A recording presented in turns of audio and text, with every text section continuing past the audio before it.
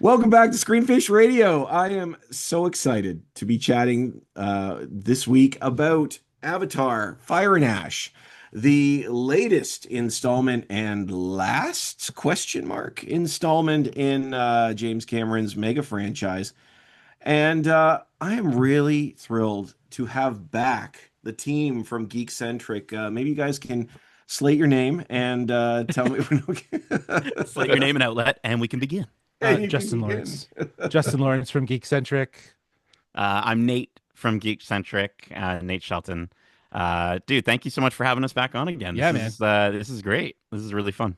Yeah. I think Like it's what? It's twice in 1 week. Yeah. So, it's Yeah, good. that's right. That's right. Yeah.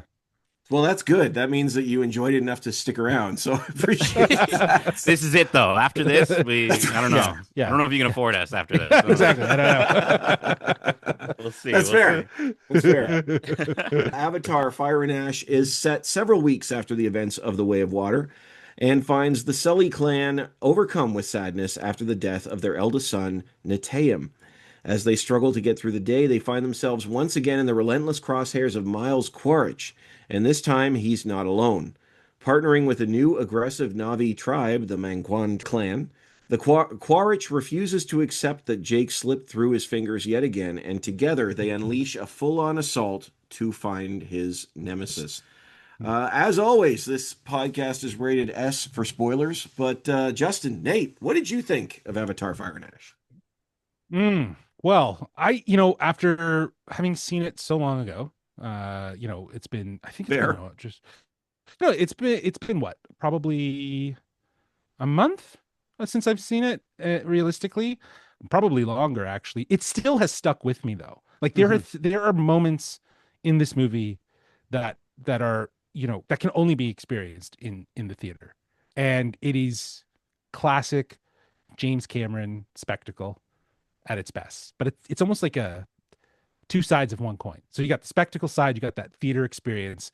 Then on the other side, you have the story, which I think this film very much struggled with, is really finding the story. It had everything nailed from a visual standpoint. But for me personally, I think the story, I was left wanting more narratively from Avatar Fire and Ash.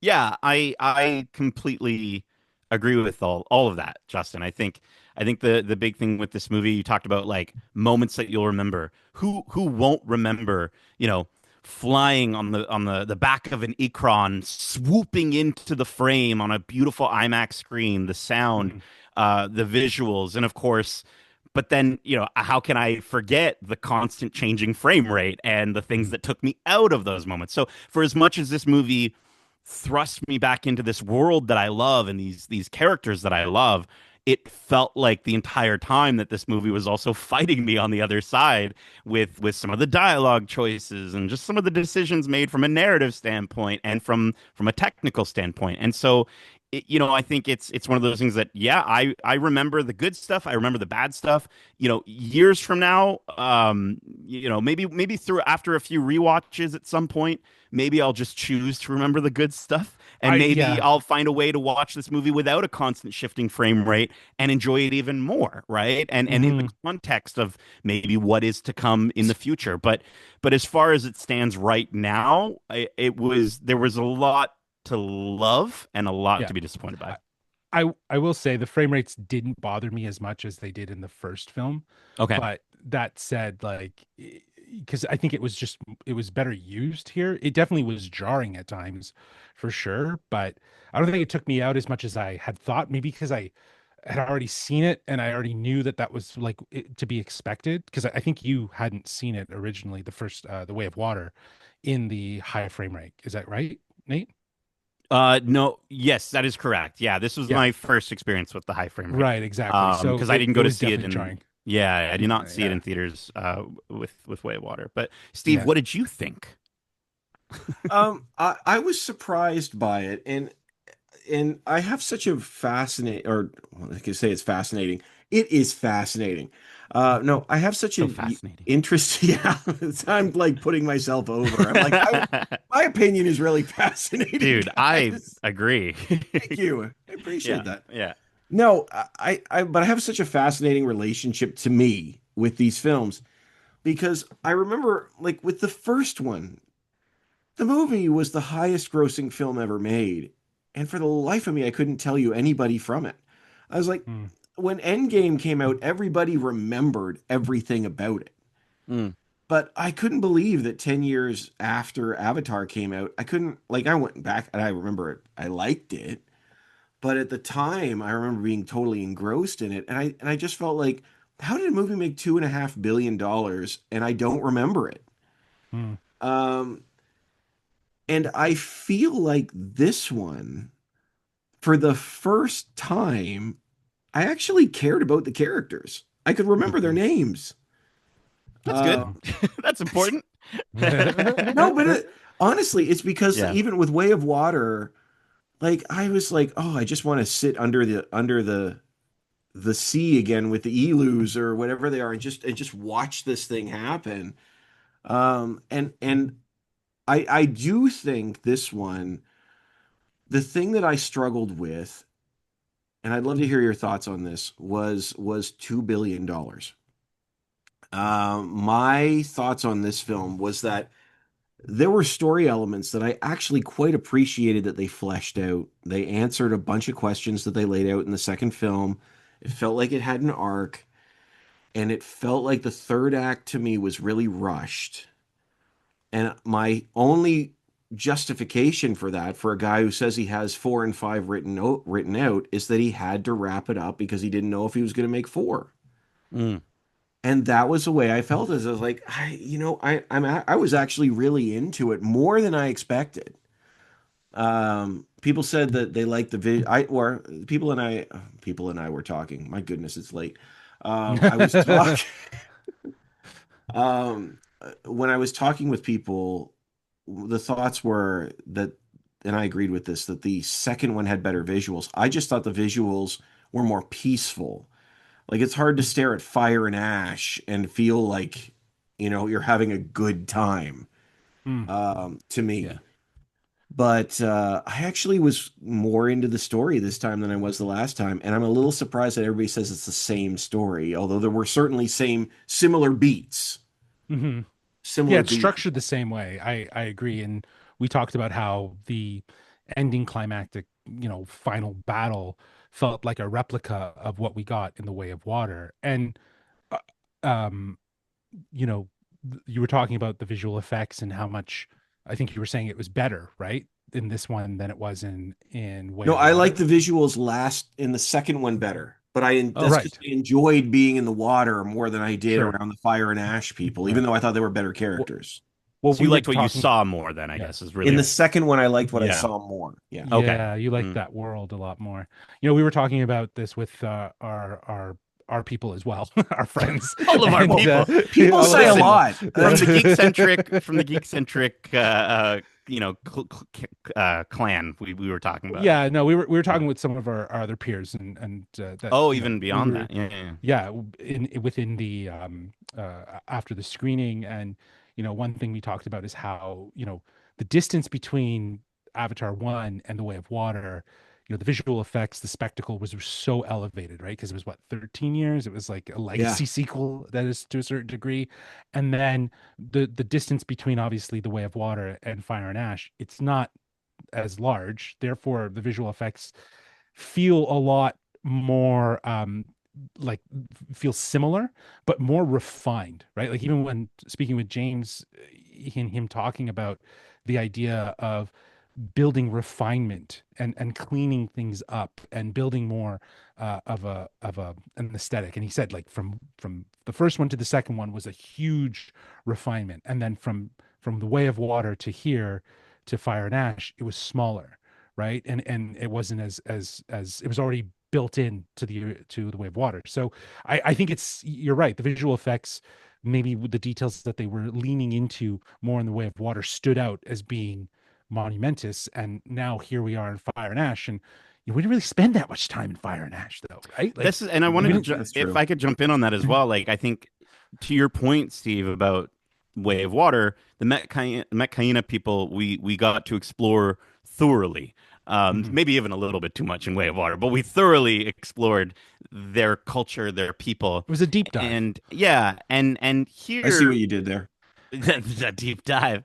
But here with the Mangkwan clan, the Ash people, it it just felt like in a movie called Avatar: Fire and Ash, we would have got more of that. And I thought their land Hmm. looked so intriguing. This idea of their land was taken away from them. What a Hmm. phenomenal way Yeah. to build between between Una Chaplin's character of why am I blanking at Varang, right? And Natiri. Like Yes. these two Mm, powerful leaders of their very true. respective tribes. Hmm. What a wonderful opportunity that would have been to say, Yeah. yeah, your world was ruined, my world was ruined, and to Mm, kind of build something there. But they didn't take time to explore that. But from a character standpoint, they didn't take time to explore it from a culture standpoint of the Ash people. We got so little of the Fire and Ash in Fire and yeah. Ash. We got They more were just, water, yeah, they were and just so villainized, right? yeah, and so Immediately. like I Yeah. love this world and I love the visuals in this world and I love I love the world of Pandora at the Disney parks, like just exploring it and learning more and seeing the sky. I get this wrong every single time. The Sky Traders, I think, is what they're called. Oh yeah. Right, and getting to see them and getting to sort of just kind of flesh out more of Pandora.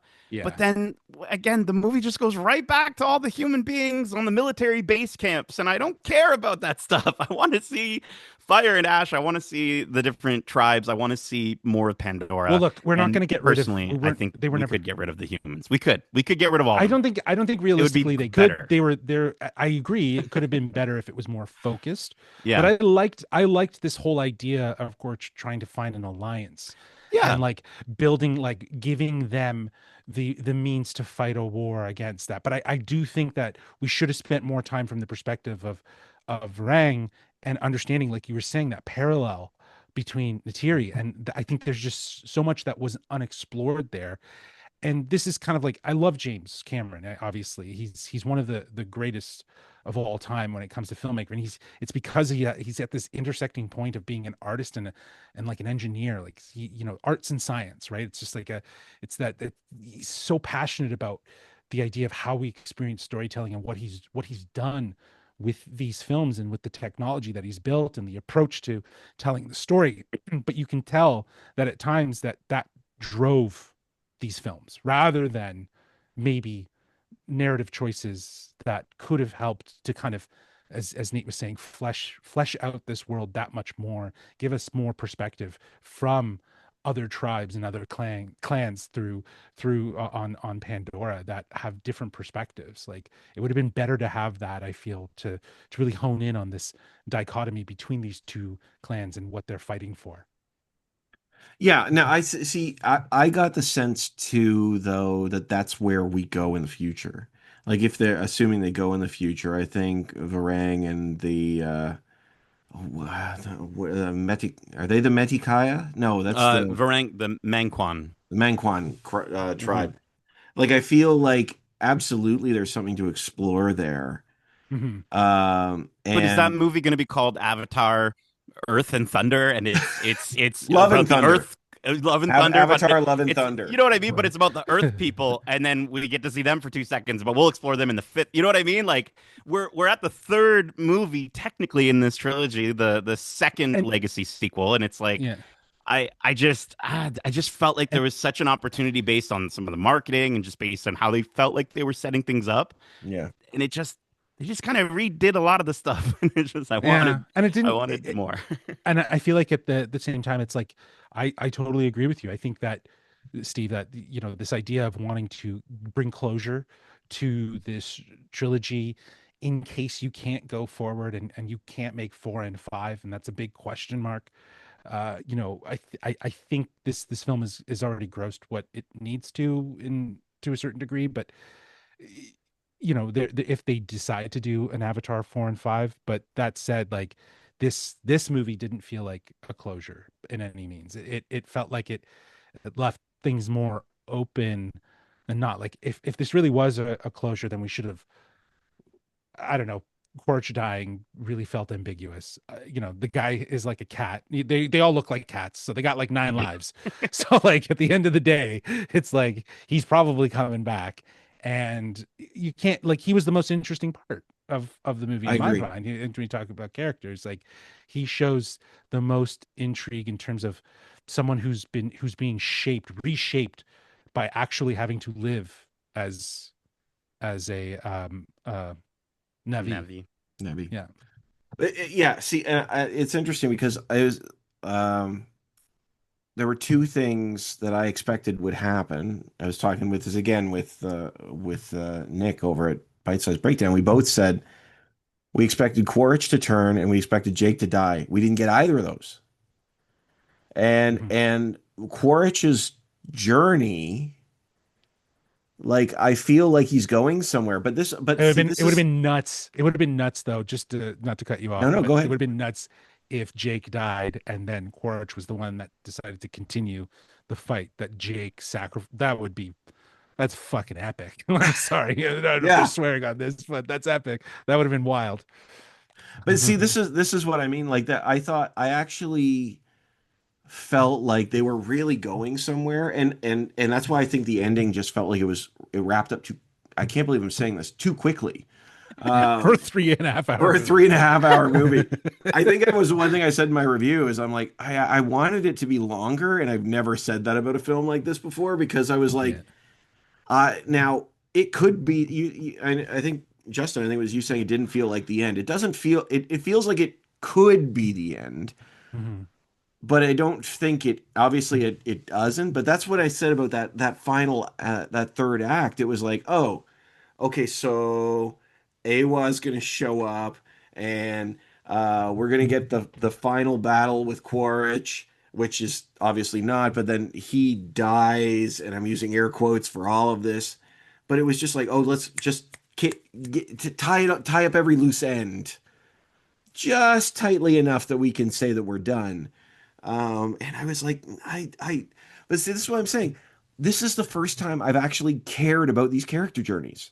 Mhm. And that surprised me because and I do stand by this. I do stand by the fact that I said the Avatar films in general and this film, I know there's the high frame rate conversation and whatnot, but like these are like cinema events. And they're like this Yeah. is one of those things that was like I don't want anybody to watch this for the first time. I'm showing my hand here Well, that's yeah. on Disney Plus. Like that's not the Yes. way to watch these films. You care No. less about them. Right. And that's going on the point of what Nate was saying in regards to like, watching it again. I think the only way to watch this again is in theaters, which is why people are, seeing it like 3 or 4 times for the sake of it. And that's the one side of the coin. It's that spectacle. It's that the visuals are just incredibly like well done. And I think the scale and scope of are massive and what you would expect. And it has James Cameron's hand all over it, right? Like he just he cares so much about it being immersive, it being a complete experience, but it just feels like that's the focus of these films. That Right. is the focus of these films because at the end of the day, Avatar just feels like a series that is going to be remembered for that, for its world building, its visual immersion, more than its storytelling, in my opinion. I think people will remember aspects of it and cool moments. But for me, I don't celebrate these movies based on the story. I celebrate them based on exactly, as we've talked about, having to see them in the theater and creating those events for the movie going experience. But is there anything wrong with that? Like, is there anything wrong with that? Like, I agree with you. Like I said, the first two films, I couldn't tell you what happened until I rewatched them. I was like, oh, his name's Jake. Mm, I just remembered the blue guy.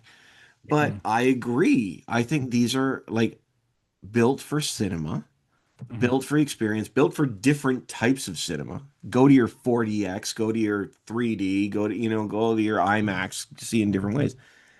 But is there anything wrong with the legacy of these films being visual? I mean, I think they're a they're a ride for sure, Yeah. right? They're movies that you don't just watch, you experience. You go on this journey. But I think it's going to be interesting rewatching it and seeing it again. I think it's I agree with you. I think there's a world in which that absolutely can exist and does exist. But I also think Zoe Saldana did such a phenomenal job as Neytiri in this movie that Hmm. her performance, Hmm. it's almost like there are parts of watching this movie and this franchise where I'm like, there are things that are too good for this story. Do you know what I mean? Like her performance is too good for Yeah. this story. There are some moments that, granted, yes, have to do with the writing, but also have to do with her performance. Hmm. Varang, Una Chaplin's physicality in this movie is Insane. stunning. It's Yeah. stellar. And you know what? I really enjoyed Loak in this movie as well, even though there was a lot of dialogue of like, "Yo, what's up, bro, cuz," and all of this garbage. But to me, it's going to come back to yes, beautiful visuals, beautiful world, amazing performances, lovely music, going on a ride, maybe seeing it on a small screen. I would hope that it wouldn't emphasize, but maybe it'll emphasize the idea of like, well, why did we choose to abandon Loak in turn for Spider? Like, Hmm.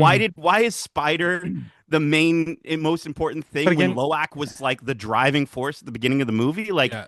it felt like we sort of left Mm. him behind and didn't necessarily wrap up his story. And I understand what you're saying, Steve. Like, we're gonna get more of these movies, or the intention is to get more of these movies, but I just felt like this could have been such a wonderful capped off trilogy. And if we choose to go forward, then it's going to be something completely different. And we didn't really get that. I don't know. No. And I think to your question, Steve, like there's nothing wrong with a movie being remembered for its visual and not for its story and for the theater going experience. I think in a lot of ways James Cameron's career has mostly been built off of that. Do you know what I mean? He's had some obviously some really strong stories, but it's always about that theater experience, that idea of going and seeing his movies in theaters. And I think that's why he continues to push the boundaries and move things forward. And I hope he continues to do that. But outside of that, it's about remembering that experience. Do you know what I mean? Whereas like obviously there's films that we can remember and Right. appreciate for their narrative composition. And when we go back and we watch those films, whether it's on the big screen or the small screen, they still resonate. And I think that's the part. Like when you watch, like we're saying, if you watch Avatar on Disney Plus, there's a whole lot of that you're missing that was intentional for a theater. But now you get to sit with, as Nate's describing, with the more personal aspects of it, the performance, right, of these characters and how they interact, and living with the rough dialogue that in some of these movies was just so generic. But it can either help to have new appreciation for it, or it can help to really highlight, damn, this is just there's really no story. That's how I felt when I watched Avatar again, like the first Avatar. Yeah. Really, again, the visuals didn't necessarily, swell me as I felt in the theater when I watched it for the first time. Obviously, because I don't have the technology and the 3D capabilities to do so.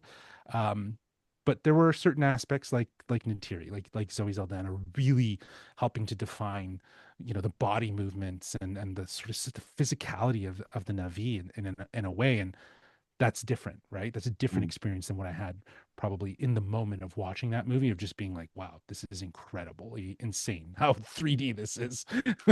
Well, and like we talked on the podcast on the review about the dialogue at times feeling like it was part of a Fast and Furious movie. And it's like Yeah. that shouldn't be part of this massive grand experience. And to your point, Steve, like I'm so excited to sit on the back of Necron, feel it breathing between my thighs Oh on God. Flight of Passage at Disney's Animal Kingdom in less than a week now. I cannot wait. I'm so excited. But that experience is not as long as an Avatar movie. Maybe lining up for it can be at times, but the actual sitting on the ride is not as long as an Avatar movie.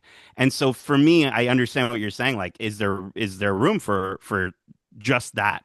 And there is, but I think it's better in a 10 an 8 minute experience than it Sure. is over Right. the course of Yeah, three hours. No, I hear and what I, you're I saying. also think and I Yeah. also think that he's not doing these with the intention of them being remembered for their story.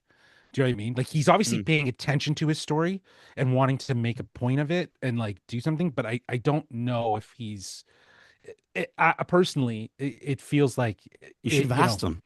That's a tough question to ask James Cameron. I was more like Really? blacking out in the moment. Yeah. Yeah. Do you want us to remember these characters? No. I think there's people that have asked him some hard Some questions more about his hard hitting. story Yeah. that and I think that are comfortable with doing that. I applaud those people because I would love to have that opportunity to feel that comfortable in a situation to maybe ask like a question that is very relevant in regards to like the narrative, but the angle in which I approach talking to him, which is the genuine appreciation for the technology that's being Yeah. leveraged in In the this, and world, his right? approach. Yeah. Like the approach of filmmaking is insane. The fact Yeah. that he like the things that he has at his disposal, the tools that he's able to play with, moving the camera wherever he wants, switching it to a drone. They film the performative, then they do the animation. It's a two-layer composition. He has a whole bunch of different people that he's obviously working with in different teams. So he cares about this idea of not like filming live action, but creating the closest I got to asking him a hard question, which was, does he see himself can he do a live action film like a True Lies? I didn't say True Lies, but I asked him, could he ever, see himself doing a live action film after spending so much time building digitally? And he talked about how they still filmed live action, right? Right. He deviated from it and didn't talk about this idea of maybe, yeah, what if you reserved yourself for something that required less of that visual effects heavy stuff, but something that was more, True Lies. You know what I mean? I love True Lies, so I think that's a great film, right? Or Terminator, right? That still had the best of both worlds, right? Yeah. That's interesting you say that too. And this may be a hot take. Let's look at Titanic and T2. Hmm. I would argue that when people think about T2, they don't talk about the story as much as they talk about the T1000 at the time. Hmm. Hmm. But Titanic, Hmm. it's all about the love story, which is Hmm. interesting. And Hmm. which the visuals are a massive part of that story, but people honed in on the relationships. Hmm. And just going back, I think it was Nate something you said too about these moments that didn't pay off or something or felt incomplete. I don't want to take away from the fact that like there's a moment where a teenager puts a gun to his own mouth. Yeah. Yeah, that was And pretty intense. it That was was pretty intense. crazy. Yeah. Yeah. And it was like it happened. And this is where, that was because we were talking about Loak. Hmm. I do agree there. I'm like, this is what I mean. I'm like, I felt like I needed more time because he had legitimate stories for like five different people. Hmm. And there were like three of them that didn't like Loak. I didn't care about the big whale this time. Like I didn't feel like we needed the redemption arc for the whale. Yeah. Um, I understand why, but I didn't feel like we needed it. And this is where I would go too. Justin, you said you think maybe he's doing it for the visuals. Hmm. I don't think he is. Not on these ones. The one question I got him so excited was the idea that that this was really about love of nature. And I think that's what he cares about, the Yeah. spirituality of nature. I think that's what he wants people to remember about these films more Yep. than the names of the characters, equally with the visuals. I would argue that that is his number one That's thing fair. because I That's think fair. Yeah. that's I see that. I can see what you're saying that there. Yeah. because I think yeah, like I mean, you don't need to know the name of Awa and all this stuff, but the idea that there's this connectedness with nature, I think that's what he cares about most. I don't know. What do you guys Yeah. think about that? I, I do. Yeah. I agree. I just think that then maybe make that a little clearer and Yeah. don't have things that are distracting like Sigourney Weaver playing a teenager and like Yeah. little like just some again great intentions. Yes. It's just some of these decisions that were made. The idea to have such a wonderful character, wonderful actress with Tuck, and what she has Trinity like Bliss. Yeah. two lines, I think in Yeah. We were Way of Water, talking right? about. Yeah. Or We in were talking Fire and about that. Ash. Yeah, yeah, Yeah. We were talking about like to have like again to have Sigourney in this is awesome. I love Sigourney Weaver, but does she need to be playing a teenager? Do you know what I mean? Like it could have been an actress like Trinity Bliss, who is that actor, and they've just modeled the design of Hmm. the character to look like Sigourney to help tell that side of the story. And Sigourney is a legacy character. She's clearly important. So she's obviously going to be making cameo appearances here and there, right? So there could have been a way to keep her around. But again, no shade to it, but I just feel like that could have been a better way to angle it. And the other thing too is that Trinity Bliss and Jack Champion are very close. Like they consider themselves siblings. So it would have been, I think, that dynamic and that comfort that they would have had, Hmm. and you know what I mean, from their dad, because it does feel a little rigid at times when you're seeing, and we don't know if was it a Eric, was it someone else, or was it actually Sigourney, and they just they kept her height in relation. I don't know. Like she obviously did do a lot of the performance capture work for it, but how much at the same time, we don't know all of that. So And I love the idea that there's that connectivity. I love the idea of like I think that's it's beautiful to kind of showcase that and to showcase that within the Navi culture. But it again, like this is where there's moments where I can turn off my brain and fall in love with everything going on, and then there's moments where things start to creep in of like, well, at the beginning of the movie, he's talking to his brother. They can physically like hold each other. They can do all this stuff. And to me, that dampens some of the impact of like, but you can just see him whenever you want. Like, I understand he's dead, but if you want to plug your hair tail in, you could just go visit him. You can hang out. You can fly around. You can do whatever you want in heaven, essentially.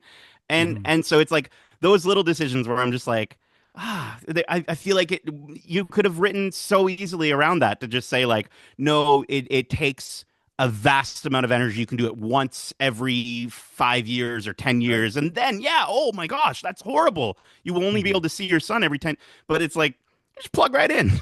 You're good to go. And so even to the idea of like Sigourney Weaver's character, it's like you know You what? just you just took all the suffering out of his grief. It's like, I mean, why are you complaining, man? You're Get just some plug people. right in. You're good. I again, Yeah. I understand. I completely get it. I get that from the standpoint of like the rules that we live by, and Mhm. I like to see that represented in the movie. But it just feels like they're introducing rules, they're breaking rules, they're kind of just doing their own thing and making these decisions. And with somebody like Sigourney Weaver, we do see her, I believe, right in that We AWA do. world, Yeah, right? We yeah. see Yeah, her yeah, there. yeah, And yeah, so if yeah. she's in there She's been too, welcomed. Yeah, well, what a yeah, wonderful way to give audiences, instead of going back to the military base for the 900th time, maybe a scene that's involved with her in there, right? yeah, To learn more yeah. about that connection. How does that work? What is that all about? Like, there's just, again, I think the biggest thing, and this is something that we were talking to the Untitled Movie podcast folks, Matt and Eric, and they were really bringing to light the moment we got out of the theater is that these two movies were made at the same time, right? And so they're made at the same time. So much is going to overlap, and it's just you're gonna. It's I can't imagine it's an easy thing to do to make two massive films like this, and then even more difficult But not to have some of that writing bleed from one movie to another. yeah, and that's it. I don't think it's from a just from a visual standpoint. I think it's obviously from a writing standpoint that you see that overlap and the sort of repetitiveness of like, here's the first battle, now at the end of the second movie, now here's the other battle that's at the end of the third movie, and there's a lot of similarities of how we get there, what's happening. People feel stuck. Characters feel stuck in certain aspects. You know what I mean? Even with like I think that, like you were saying, like Jake and his grief really helped drive. We connected with that, especially in sort of juxtaposing that to how or paralleling that to Natiri and understanding that. But then we also have, there's so much grief that's felt here. Varang's dealing with her own grief, right? Like in her own way for her people and stuff like that. So it's a lot of different, as Nate's saying, like there's a lot of different things that are kind of layered here that we're kind of dealing with. And it's like, let's maybe we stick on a point of what we want to talk about. But I do think that a world like this that James Cameron's creating that's so detail oriented and so focused and is obviously so rich, it like he's thought of a lot of backstory to a lot of things. He's thought of a lot of things. I don't know if they're as fleshed out as they could be or should be. Do you know what I mean? Because for him, this is his Star Wars. Do you know Yeah. what I mean? Like he's compared this and talked about how Star Wars was a big influence on him wanting to do something like this eventually in his film career, and now he's doing it, right? So even with Star Wars, so much of that is built not just on just George Lucas, but the other people that contributed and gave more context to the world around it. And shout out to DK Books and the Yeah, teams at Lucasfilm and the teams at with James Cameron's studio, like who are going in Lightstorm, yeah. and right with Lightstorm, who are going in and writing the details for what is this bow, what is this deer Mhm, alien creature, right? Like those mhm, DK visual dictionary books. I know mhm. they're for kids. I buy them. I buy all of them. They're phenomenal because if you ever want to if you're just stuck thinking like, man, that little weasel thing in the background was so cool. I want to know more about it. Well, the only way to do that is through those books. And to your point, Justin, it's like, yeah, the world is so fleshed out. There's so much of it. I want more. Again, it's like, is this my favorite Avatar movie? Not at all. This is probably my least favorite of the Avatar movies personally. But do I want would if you told me tomorrow there's a new one and it's 5 hours long, I would be there with bells on. I would want to see it. Yeah. I want to love so much of this world, and I do love so much of this world. I just you just need to make some better decisions from a story standpoint, please. It's funny, like you said that, and you were talking about flights of passage too, like the Navi River ride as Oh well. my You talk, gosh, dude. it's gorgeous, and you talk about those little details, those little aliens, those little things, Yeah. and it's a stinking boat ride in Disney World, Yeah. and Yeah, you're it's a river watching, ride. Yeah, it's a boat ride. Yeah. it's a boat Yeah. ride. Yeah. And there's no waterfall at the end. It's not exciting. It's meant to be a Mhm. place of peace. And you Yeah. just look around and they'll be like the action will be over here. But if you look over here, you'll see little things moving. You'll see this little thing moving. Little, You feel immersed. Yeah, yeah. like little things going over top of you. Yeah. And I agree 100% is like this is a world I want to keep existing. Like I want it to keep Mhm. going, not because I'm in love with the characters, but because I want it to keep being like Mhm. this immersive thing because it's there's just something about the experience of Mhm. Avatar, which even if it's better or worse than the one film or another, you keep going back. And that's Yeah. an interesting tension. I don't think I can say that about really any other franchise. Even Star Wars. I'm not going so I can sit in on Naboo. Like that's not why I'm going to the films. Hmm. Mhm. But there's something different about these. I just don't understand the difference there, and it's a credit to the incredible work that he does. Mhm. Um, it's such a bizarre relationship, and that's why that with the stories. Mhm. I want to say, like I said, I really do think of this one. I was more interested in the characters. We talk about the grief. Mhm. Like I've heard it argued, and I like that each one of these characters is dealing with a different aspect of grief. So it'd be Yeah, like, they are. Yeah. anger, bargaining, like everybody is doing Yeah. something, like I find that fascinating. And this Yeah. again, like I didn't get any of that in the other ones. I actually thought the second and the first one were very similar because it's very much like, hey, this is what life is like for these people, so let's become one of them and we'll Hmm. learn. And I was like, okay, so the second one's just the first movie, but with water, and it's gorgeous. Um, but this is the first time I was like, I'm interested with these character arcs. But yes, it's a bit of a bumpy ride. I do Mhm. agree with that. But man, it's hard pressed for me to say that I want them to stop either. It's such a weird Yeah, I thing. don't want them to stop either. I'm with you both. I would still go and see it. I would just hope that, and this is the thing about James is that I think he does listen to feedback to a certain degree. I think there's some things where he's probably just like, well, that's how I want to do it, It's my and he movie. should be like Yeah. that. It's he should, and that's totally fine. Yeah. And I remember hearing, after Way of Water, they did like a screening with a variety of like press outlets and journalists and critics and stuff. And they all shared insight and thoughts about the film. And I think, for him to go out and do something like that, to like talk to critics and to hear thoughts and maybe things, it's putting yourself out there. It's being very vulnerable.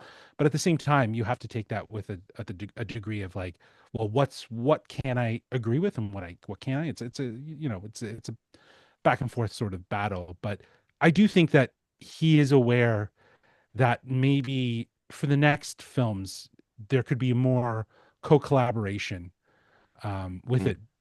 Barry Hertz from the Globe and Mail actually asked him that question as part of his interview, where he had actually stated like he sees himself playing more of a producer role and behind the scenes, and there's other opportunities. And he says, how likely? Barry asked him like, how likely is that going to happen? And he says very likely. These movies are all consuming on his life. So if there's other filmmakers that I think James feels comfortable collaborating with, we could see the next films done by another filmmaker, which that really excites me, and I think that would be really, really interesting to see happen. So I hope that that's the case, and I hope that if they do, they find ways to do it. And he's very driven by AI doing not the artist work, but doing sort of the back end work of To get these of projects out faster, right? exactly, and more Yeah. affordable, and to do things in a sense. And I think being so passionate about the artistry of filmmaking, he's the perfect person to find a way to use AI in a production Yeah. standpoint. I think if anyone's going to crack that, it's going to be him, not Yeah. some big studio. It's going to be a filmmaker who's going to understand where and when to use that How do we tool. give people more tools to create art, right? Exactly. So that it's Yeah. it's more it's faster for them. They're not giving up so much of their life. Do you know what I mean? To do Yeah. things. There is something there that helps them as well as everyone get these movies out sooner so that they can be appreciated. So yeah, I would be down to see more Avatar, whether it's from James or another filmmaker. But I feel like it could be another filmmaker, which would be big. That'd be a big wave. And Well, Steve, I'd even take other formats. I would take a streaming series in Pandora. Ooh, Uh, an no, anime. anime, No. sure. No, I don't no, want The let me Adventures of explain. Loak on Disney The Plus. Adventures of No, Loak. You're sure? no. My A real teen thought dramedy. my real thought with that was actually a Planet Earth style series on Pandora. I think would be really phenomenal. And Justin brought to my idea sphere with this idea that it would be narrated by Sigourney Weaver, and that just blew my mind. And Well, it needs to exist. I want to learn about the flora and fauna of Pandora, I and went a little and bit that would be further such a too. beautiful way to do it. There's another layer here though, and I Oh, think it really does play James, into if you're listening. what yes, there's another layer to this whole idea, which I think will play into the experience side of it, and that is creating something at Epcot that is like an internal, like it's an indoor experience Walk through. where you walk through. Yeah. Kind of think of like Nate would know this, but Team Labs esque from Japan, where Yeah. they do like these sort of light museums and artistry. So you integrate something like that with actual physical like trees and elements from Pandora, and then you have like augmented reality glasses that allow you to see things and interact with them. It could be really huge, and I think that's a Presented huge by thing. Meta AI. Like, Yeah, exactly. we can find The all the thing could brand sell deals. itself. But Yeah. Darcy asked him on the red carpet. Yeah. We're huge fans of the Pandora's. The Pandora. What do they call it? Pandora? Just Pandora. It's Pandora? Pandora. Pandora. Yeah. Yeah. Okay. They were huge fans of Pandora at Disney Animal World. Kingdom. Yeah. What's next? And he said there's stuff in the works, and he can't talk about it. So, obviously we know that there's more park experience that's going to be coming to Disneyland Mhm. at some point, which I believe is going to focus more on the water side of things. So I'm interested to see how we get to experience uh, Pandora and just the Avatar universe, if you will, uh in that vein, in that experience mentality. I think Well, that then, that's because really to the where it's point going of to this, thrive. to the point of this discussion, Mhm. that's what we're talking about. right? Yeah. The experience of Yeah. this Yeah. world. And so Mhm. if that's going to hit maybe better for a lot of people than these movies, we'll see. Yeah. Well, and Yeah. that's I and know. that's why I'm Yeah. saying it can't be a Disney Plus series. You cannot have this because it cannot be something that you watch at home. It No, can't be. they could do. I would love them to do a Star Wars Visions style Mm. anthology The series biomes. with like yeah. Did you ever watch Star Wars Visions? Yeah. Oh, Yeah. like Yeah, yeah, the yeah. anime. You're going back to the anime. Yeah, Oh, the yeah. anime Mhm. Okay, style you where could it's do like that. That would be fine. anthology stories. Like I would totally be all over that, and that would be amazing because he's done comics. He said if he doesn't do 4 and 5, he's going to write a book that's going to close out the thing that he wants to close out. And it's like, okay, you went from creating incredible cinematic experiences to saying, well, here's a book that's going to close everything out for you. It's like, Well, the best okay, cinematic experience, Justin, is in your mind. You know what I mean? Like no one can make a that's better true. That's true. experience than your mind. That's Yeah, that's really the you next know. level is he's just gonna this gonna put like the Matrix Or and it's just the gonna the happen. tails, Yeah. Oh, the hair tail. Yeah, you You just plug right connect. in. that's You You plug get right. your right in. own, right? Yeah. We see that you can See develop your your own in loved this ones. movie. Don't worry about it. Don't worry Yeah, about grief. they're Grief dead. is Just plug right gone. in. That's You're good to Yeah, see. the You're whole good to hang out. the whole thing. Yeah, I know you joke about it. It's a really bizarre thing that we don't really get to dive into, but the whole transformation Of that Spider. Spider's going through, Yeah. which is just it's bizarre in itself, and I don't know. I don't even know where we were supposed to go with that. I guess that might have been that's something to be explored in future movies, but at the end of the day, it's bizarre in itself, right? Like I don't know how many people were really kind of like, oh, that's cool. It was like kind of like, huh? You know what I mean? But see, I Oh, think what? Like that's there's a the lot of thread. squinting and like, Oh. That to me is the most logical next step for this franchise is what do they yeah, call it? Co Cohabitating? exist cohabiting, cohabitating. Thank you.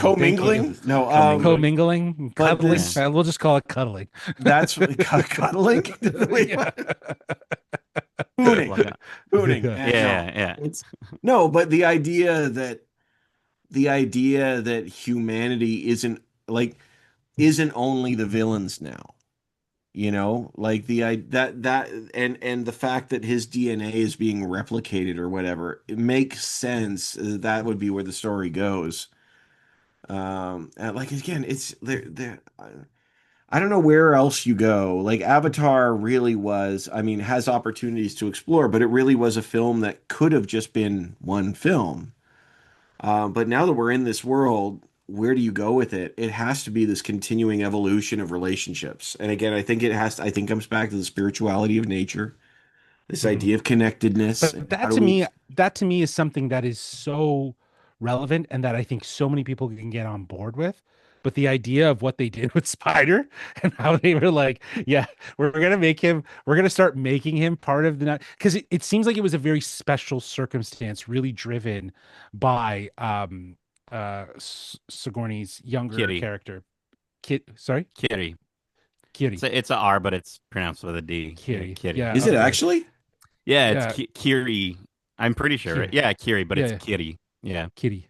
Okay. Well, the yeah, way he said it. yeah. But her like her what she's tapping into is very much what you're talking about, and I'm intrigued by that. I'm intrigued by this sense of connecting with nature on a spiritual level that while everyone around seems to really understand it, she deeply feels it to a degree where she is changing the DNA of a human out of passion and out of desire of wanting to save them, right? So she's wielding a power, and I think she's going to be the character to follow and She's see gonna what be the happens next. unobtainium of the next one.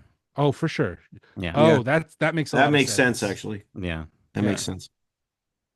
And I interesting. also heard that, like, I don't know where I read this, and I hope it's not true, but like, there's a rumor going around that it's like they're going to Earth or something, Yeah, and that's what I like, heard. that's neat. But like, we just spent how many hours talking about how much we love the world of Pandora, and it's like we're gonna go to Earth.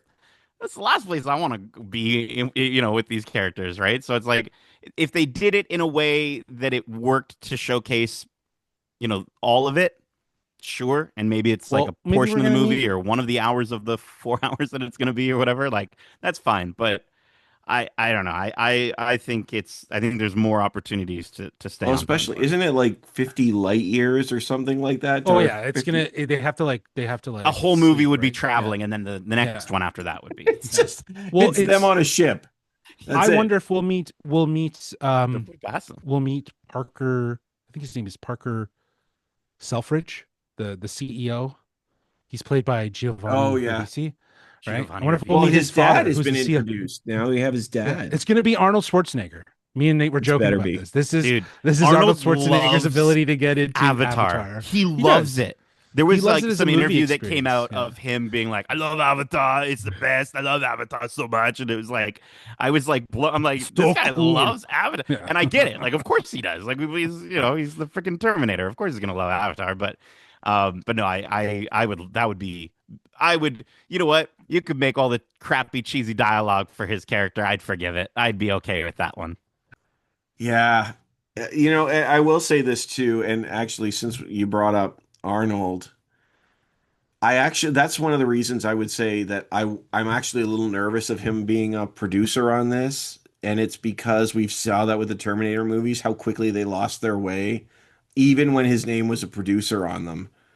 And it was like, okay, But well, look, you have to remember though too, like, and not to cut you off, but just that the idea behind it with that is they're giving him a producer credit because it's an original story. Like he's the one who came up with it, because he's probably not involved in it, but he's making money off of it to a yeah, certain degree. Do you know what I mean? Whereas I think based on how he's talked about this, like he's still going to be very integral because it's Lightstorm, right? Like Lightstorm's going to be the one that's going to produce this, and I think this is probably going to be the way he's able to maintain a control over the quality of what is being produced outside of him directing it, versus something like Terminator, which I don't know if he had the rights to the story, but I don't know if he had the rights to like the production side of things, right? So maybe that's the reason why things kind of got away, because he still gets credit, if I'm not mistaken, on Terminator. Like I'm pretty sure he's still accredited something for it, and he probably has little involvement to it, but maybe creatively he doesn't have full pull. Maybe on this he's gonna have full pull. yeah. Pull I his hope hair. that. Pull his hair. Yeah. Fully pull his. I think we can trust James for this one. I think so. I think so. I think so. Well, guys, I'm just looking at the clock here, and I Yep. think that this might be a natural place for us to take a pause, or wrap this sucker up. So maybe we should screen it or skip it. Skip it. Yep. Avatar, Fire and Ash. Screen it or skip it. Ooh, Nate, you go first. Yeah, I think for my least favorite Avatar movie, I'm still gonna say screen it. I would Mhm. say, CVAC go to your local theater and enjoy this experience. I do think that everything we're talking about is still absolutely worth watching on the biggest screen possible. If you can find it without the frame rate switching or the high frame rate, if you can find it at just a lower frame rate, I think you'll have a slightly better experience personally. But other than that, yeah, definitely, I think screen it. I would not skip this Yeah. movie in the theater, even if I listened to all of this and hadn't seen the movie yet and got spoiled to crap about all this stuff. I would still I would still recommend going to see it. Like it's still worth seeing, and especially the sound and the music and the world is worth being immersed in, and it's worth going on this experience. So I would say screen it. Yeah. Yeah. Like I was saying, it's the coin with two sides. You got the spectacle, and it's all there. It's a theatrical experience like no other, and it's world building at its best. And it's done by James Cameron.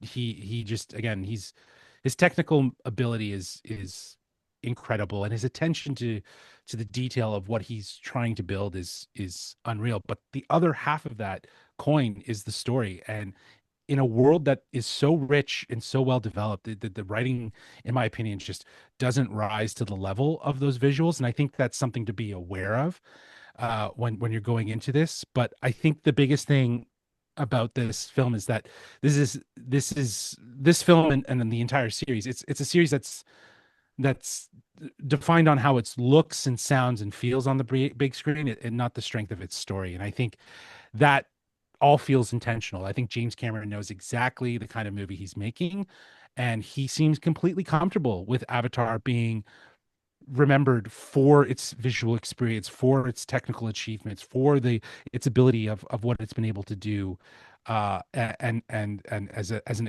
experiential landmark in the film going experience rather than a narrative movie. So, whether you like whether you think that influences your idea of what you appreciate from a movie, it's really up to you. But I would say, because of the theatrical experience, much like Nate, I would screen it. I would definitely screen it, because I do think it is a movie that needs to be seen and in a theater.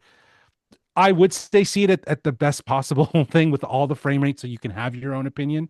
But to Nate's point, if you do get motion sickness and you don't like 3D as much, there are a variety of other formats to see it in that are less jarring, and less of a strain, because he's talked about how they tried to perfect the strain from the 3D and it still didn't work for some people because it's a lot. It's a lot. They're sitting for like 3.5 hours. So I appreciate, again, the attention to wanting to make the experience great for the audience on the level of, hopefully it's not as extraneous on the eyes, but it still was.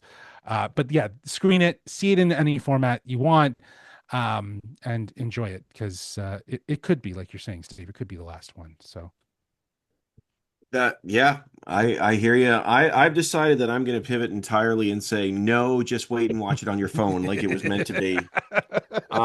Just I mean, Watch it on the toilet, yes. yeah, yeah, Sit there yeah. on the subway as you're sitting, headphones in On and loud, just no, on loud. Don't No, don't yeah, on watch it yeah. with loud. headphones. Yeah. Fully loud.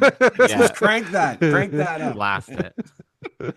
No, I truly believe that these movies are, I can't say automatically, but he has shown so consistently they're the cinematic experience that we need. Mm, Especially in the way theaters right now are trying to stay alive. I think we need movies like this to remind people not just about seeing it on the big screen or seeing it with others, but just how immersive it can truly be. An experience you can't get mhm, anywhere else. You just mhm, can't. Like, yes, there's the high frame rate, there's the 3D, all that stuff, but my gosh, it's gorgeous. And yeah, there's bumpy storytelling in parts, but ultimately there are going to be moments where you just don't care because, like you said, there's going to be that little creature in the back, and you're like, what is that thing? And by the way, the killer squids in this movie are hilarious. I'm like, these things are amazing. I was like, oh, okay, they're not messing around. They were dope. But like I really think that this is something that's just not even debatable. If you want to experience, we've said about 100 times in this podcast. mhm, And if you can't, I mean, it's expensive, go to the movies, but that's what these things are. They are meticulously crafted to be cinematic experiences. And I'm like, if you got to see it in theater if you haven't so far. mhm. Yeah, Agreed. Yeah. agreed. Well, this has been fun, guys, but sell your wares. Tell us about GeekCentric. How can people follow you? Yes, well, we are geek-centric. We're YouTubers and podcasters, primarily podcasters. We do movie reviews, TV reviews, we do interviews. You can find all of our stuff on our on well, sorry, you can find our podcast wherever you listen to podcasts. You can find our YouTube channel at youtube.com/geekcentric, where we have all of our interviews there, the video portions of our stuff that we've been fortunate enough, all the different people that we've been able to sit down with, like James Cameron, like Stephen Lang, and even from Way of Water, all the kids. So there's a lot of Avatar stuff there, a lot of other interviews as well. You can follow us on our social, on Instagram at We Are Geekcentric. You can follow us on Twitter at GeekCentricYT, and you can follow us on TikTok as well, also at We Are Geekcentric. Do you want to plug eats there, Nate? Oh, I mean, yeah, like if you like to eat, so do we, and we are geeks, and we are eat-centric as well. I don't know why I was like rhyming all over there, green eggs and ham going on. Which if we ever get a chance I was to going to say that would track very well if green eggs and you. Yeah, ham for an for us, eat-centric yeah, for review sure. would be Yeah, yeah. amazing. Dr. Seuss, if you're listening. But no, we are eat-centric is a new thing that we started in 2025 and are continuing on. So we like to feature just some of the most delicious eats and kind of put our own geeky spin on things and focus on different foods that fall within, from the worlds we love. We are looking forward to, at this time of this recording, looking forward to reviewing some foods at Disney World coming up very soon. And we were talking about the Mangkwan clan, and there's a Mangkwan moose, Steve, at Animal Kingdom, and I'm so excited to try. It looks gorgeous. Look up pictures of this thing. It looks like it's from the world. Absolutely delicious.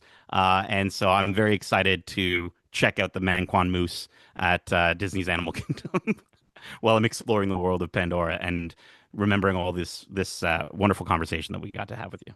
I genuinely thought, because we've talked about the creatures, that you meant a Mangwan moose. Moose! I was like, The antlers! The antlers. I hear they're kind of gamey. Yeah, no. I'm a chocolate moose. Yeah, that would be amazing, though. Listen, I'd try moose. We'll see. See, I love that you guys have expanded into this area and it works with your name. Like, if we did that, it would just be Eat Fish. And then it wouldn't. You know, huge group of folks. All the out different there. kinds of fish you could eat. You can do sushi. You can do a whole bunch Very of stuff, dude. seafood focused. Yeah, for sure. Seafood. Entire like it. podcast based I like on it. that, but we don't have that. We don't have it. I love that. But you can follow us. If you found us, you found us and you're listening to this conversation. You're hearing us wherever podcasts are available or on YouTube as well. Follow Screenfish for the latest conversations with industry professionals about their latest projects and fun conversations like this in a relaxed atmosphere. You can also find us at screenfish.net, which again is a pure coincidence that .net would go with that fish theme. That was just because .com was gone, but screenfish.net is a thing. It makes sense. And you can follow us at the Instawebs, Instagram at Screenfish online as well, and on the Tickety Talks, as the kids say. But is that how they say it, Steve? They that say is. Tickety talks. Hey there, young man. Have you seen my latest tickety You talk? on that tickety talk, bro? It's like Grandpa Simpson actually talking about it. Yeah, exactly. Put up my new review. We ate fish. Which was the style at the time. Oh man. That's awesome. But yes, follow us. And I don't know if you can know this, but you can follow 2 different podcasts. So make sure you follow GeekCentric and follow us. Well, 3, because you've got EatCentric as well. Yeah. Yeah. You can check that out on Instagram at We Are Eat-Centric, if that wasn't clear as before. Yeah. Awesome. Yeah, I don't think you dropped that. I don't know if I did. I don't think know you if I did, actually. No. Yeah, I got hung up on Dropped talking the about name moose. and left it. Steve was talking about eating fish, and now here we are. Threw everything off. Yeah. Anyway. Guys, I appreciate it. This has been so much fun. Thank you so much. Thank you so much for having us again. We look forward to the next time, and we'll charge you a little less next time. Promise. Thank you. We'll give you a discount. We'll give you a Oh, discount. Trust me. thank you. That means a lot. He's not paying us, please. Don't people don't think that he's actually paying us. Just for clarity. Just for clarity. Yeah. Oh man, this has been great. So thank you again, and for you at home, we started the conversation. This was Screenfish.